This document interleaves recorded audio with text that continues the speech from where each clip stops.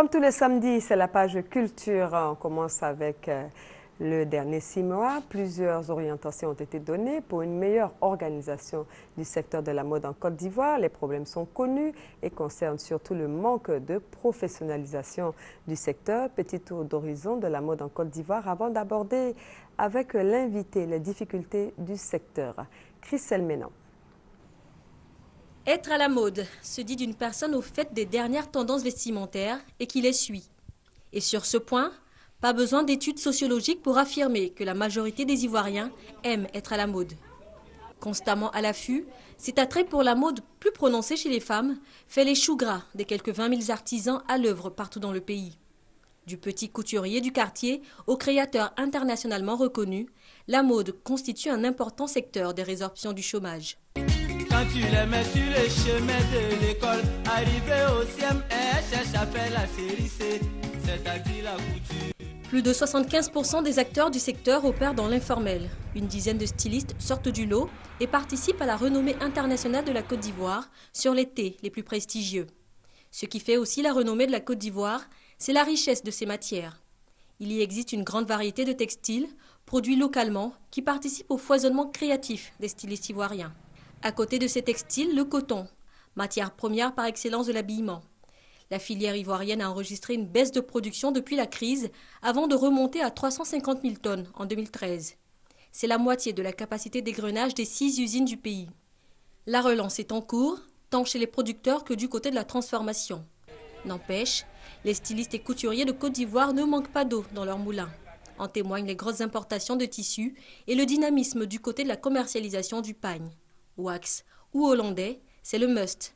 C'est la tendance du moment. On assiste à une réappropriation du pagne par une génération qui veut en redéfinir les codes. Que dire de plus pour conclure? La mode en Côte d'Ivoire, ça plaît et ça paye. Voilà, M.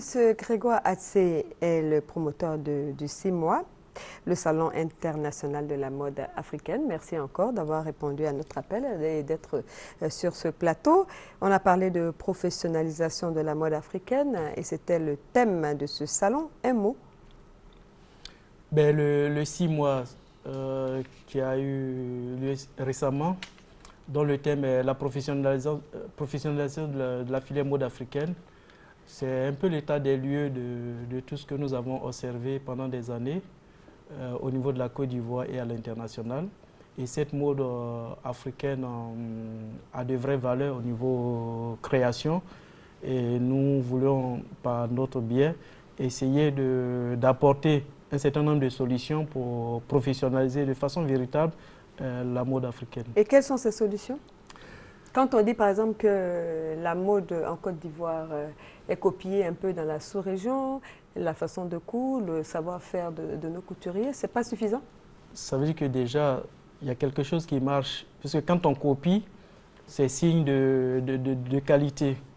Et nous, à notre niveau, à travers le 6 mois, c'est de regrouper tous les professionnels de la filière mode africaine pour essayer de réfléchir sur le devenir de cette filière. Parce qu'il faut qu'on passe du secteur informel au secteur semi-industriel et voire industriel. Donc c'est tout un processus. Si la Côte d'Ivoire, avec tous les efforts que le président de la République est en train de faire pour positionner la Côte d'Ivoire comme pays émergent à l'horizon 2020, je pense que tous les acteurs culturels et tous les acteurs de la filière mode doivent y contribuer. Et c'est dans ce cadre-là que le 6 mois, nous avons œuvré tant au niveau de la Côte d'Ivoire, au niveau des États-Unis et au niveau de la France pour faire porter la voix de l'Afrique au niveau culturel. Car cette diversité culturelle doit pouvoir nous amener à créer des emplois dans nos pays respectifs et singulièrement pour le cas de la Côte d'Ivoire. Justement, on voit les images là à l'antenne. Tout à fait. C'était un défilé que j'ai organisé aux États-Unis, à New York, dont la Côte d'Ivoire était mise à l'honneur. Vous voyez le drapeau de la Côte d'Ivoire comme pays invité. Et ce que vous voyez sur l'écran, c'est le dernier défilé que j'ai fait dans le cadre du 12e Festival des traversées africaines où j'ai introduit l'aspect mode. Parce que notre devoir à nous, étant de la diaspora ivoirienne, c'est de montrer une bonne visibilité de la mode africaine parce qu'elle n'existe pas au niveau international. Et c'est à travers ces genres d'événements que le grand public de l'Occident pourra non seulement suivre cette évolution et permettre d'avoir un réel besoin au niveau des acheteurs, des distributeurs, car nous voulons que le positionnement de la mode africaine au niveau mondial, à l'instar des autres événements à New York, Paris, Milan, Tokyo, qui vient de faire son entrée, nous voulons faire de la ville d'Abidjan la 6e capitale mondiale de mode. Ce n'est pas des paroles en l'air. Nous le faisons déjà au niveau promotion à l'international, puisque l'événement que nous organisons aux États-Unis figure parmi les grands événements de mode après les plus connus. Et je pense qu'étant promoteur privé, certes, mais c'est notre façon à nous d'accompagner tout le processus. Parce que les créateurs ivoiriens singulièrement et de façon générale africains n'ont rien envié aux Occidentaux. Le seul problème qui manque à nos créateurs, c'est un problème d'investissement. Aujourd'hui, aucune banque n'accepte de financer, d'accorder du crédit au secteur de la mode, chose qui n'est pas normale. Donc nous faisons un plaidoyer auprès de ces structures-là, de considérer la mode ivoirienne et africaine comme un poumon aussi de l'économie. Mais quelles sont vos relations avec ces grands créateurs, Alpha Dy, Chris Sédou, Gilles Touré, Patéo? Ben déjà, Chris Sédou, paix à son âme. Oui, paix à son âme, mais ces productions c'est la continuité. C'est la continuité. Oui, au niveau de la diaspora, j'essaie d'encadrer un certain nombre de créateurs qui font de très belles choses pour que l'héritage puisse rester quand même. L'héritage puisse rester. Vous avez cité Patéo, vous avez cité d'autres créateurs. Je travaille tous ces créateurs parce que je ne suis pas créateur, je suis promoteur. C'est une passion pour moi d'apporter quelque chose à mon pays. Vivant en France, je viens tous les 2 ans organiser cet événement en Côte d'Ivoire. Oui. Et en parallèle, j'organise un événement aux États-Unis, précisément à New York, et un événement aussi en France. Donc, c'est toutes ces étapes-là qui vont permettre non seulement de positionner la mode africaine au rang de mode au niveau mondial. Car je dis toujours, les créateurs n'ont rien envié à l'Occident. Nous avons des produits de qualité. Et le travail que nous faisons, c'est plus sur le management et la communication dans le domaine de la mode. C'est dans ce sens que pendant les 6 mois, nous avons intégré plusieurs thématiques dont certains thèmes ont pour objectif le renforcement des capacités de nos acteurs de la filière mode africaine, puisque beaucoup n'ont pas eu la chance de faire des études supérieures en Europe. Vous savez qu'au niveau de la Côte d'Ivoire, le niveau requis pour être dans une filière de mode, c'est le CAP et le BT. Oui. Or, il faut que, soit par une volonté politique ou par les acteurs eux-mêmes, qu'on puisse véritablement créer une école supérieure des industries de la mode ici en Côte d'Ivoire. J'ai fait des interventions, par exemple, dans des écoles de mode au niveau de la France et même dans la plus grande université de mode à New York, le FIT. C'est toutes ces expériences que nous voulons apporter à nos compatriotes. D'accord. Donc, on peut dire que le bilan de la 4e édition du CIMOA est positif, selon vous? Tout à fait, ça a été positif de par la diversité, de par la participation massive des pays qui sont venus. Nous avons eu la Guadeloupe, la Guyane, la France. On aperçoit encore quelques images, oui. L'île de la Réunion qui a fait son entrée aux 6 mois, le Gabon, la Centrafrique. Un grand hommage a été rendu à nos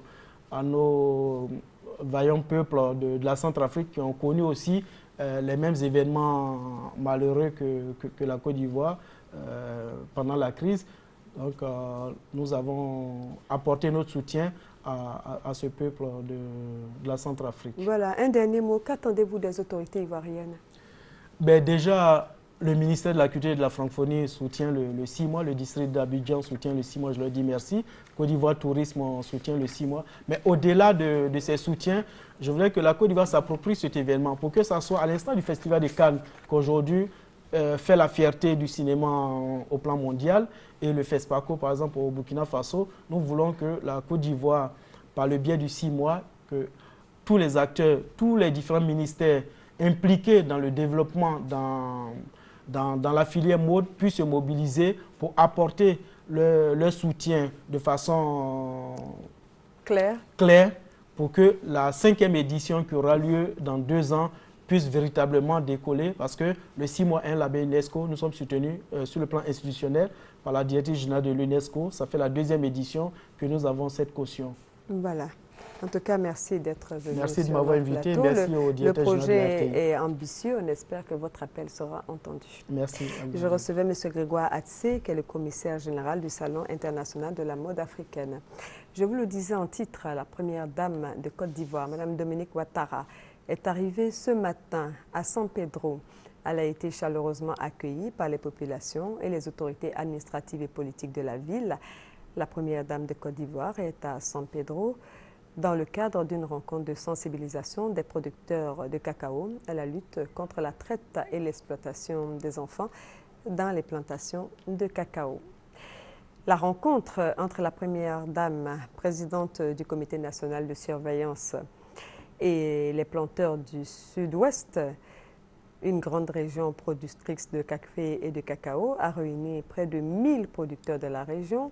Madame Dominique Ouattara les a appelés à la mobilisation pour la lutte contre la traite et l'exploitation des enfants dans la cacaoculture en Côte d'Ivoire. Au cours de cette rencontre, un panel sous forme d'échange entre les producteurs et les experts du Bureau international du travail a été organisé pour expliquer aux producteurs tous les aspects de la problématique de la lutte contre la traite et le travail des enfants dans la cacaoculture en Côte d'Ivoire. Le compte rendu complet de Viviane Animé dans nos prochaines éditions.